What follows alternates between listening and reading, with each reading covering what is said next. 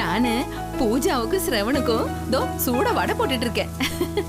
பாரு, நீயும் சாப்பிடுவல, சுடுறேன். மா, இப்பதான் உனக்கு உடம்பு சரியாயிட்டு இருக்கு. இப்ப இந்த வடை ரொம்ப அவசியமா? எதுக்கு தேவையில்லாம ஸ்ட்ரெயின் பண்ணிட்டு இருக்க? ஏய், ஒரு ஸ்ட்ரெயினும் இல்ல. எனக்கு ரொம்ப சந்தோஷமா இருக்கு மோள. அந்த வைஷு இருக்கால, என்ன கிச்சனுக்குள்ளேயே வரவிட மாட்டேங்கிறான். அப்படியே படுத்துக்கிட்டே இருந்தேன்னா நான் அப்படியே பேஷண்ட் மாதிரி ஆயிடுவேன். சரி கொடு, நான் பண்றேன். ஐயோ, நான் போடுறேனம்மா. அடதானே, நான் சொட்டா வராதா? குடு, நான் போடுறேன்டி. விடுமா, நான் பண்றேன். போ, போய் ரெஸ்ட் எடு. போ போ.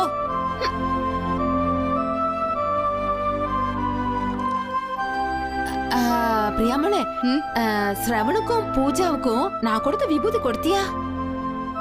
இல்ல, நான் போறதுக்குள்ள லேட் ஆயிடுச்சு. அவங்க கிளாஸ்க்கு போயிட்டாங்க.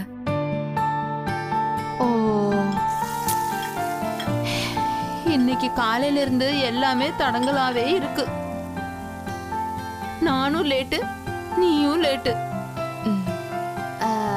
ஏன் பிரியாமலே, இன்னைக்கு அர்ஜுன் தான் பூஜா மோளை ரெடி பண்ணாராமே. பரவாயில்ல, நம்ம மாப்பிள்ள இப்ப ரொம்ப மாறிட்டாருல்ல. நினைக்கவே ரொம்ப சந்தோஷமா இருக்கு.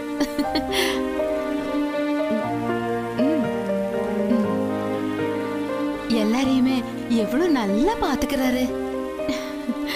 உங்க அப்பா தான் தோ அர்ஜுனை பத்தி ரொம்ப பெருமையா சொல்லிட்டு இருந்தாரு. என் மருமக என்ன அப்படி பாத்துக்கிறாரு, இப்படி பாத்துக்கிறாருன்னு ஒரே பெருமைதான். பா, அது மட்டும் இல்ல, ஹாஸ்பிட்டல்ல எனக்காக எவ்வளவு கேர் எடுத்துக்கிட்டாரு.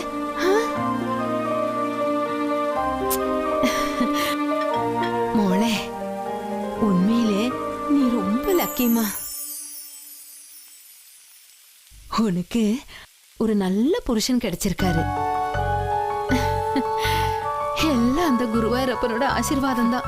ஆசீர்வாதம், சாபம் எல்லாத்தையும் அந்த கடவுள் தாமா கொடுக்கறாரு. மோளே, என்னாச்சு? ஒண்ணும் இல்ல, நீ போ, நான் எல்லாத்தையும் எடுத்துட்டு வரேன். போ. ஐயோ, நான் பாயசம் வைக்கணும். நான் பண்றேன். ஸ்ரவனும் பூஜாவும் வரதுக்கு இன்னும் நிறைய டைம் இருக்கு. நான் பண்ணி வைக்கிறேன். போ, ரெஸ்ட் எடு. செஞ்சிருவியா? பண்ணுவேமா, போ.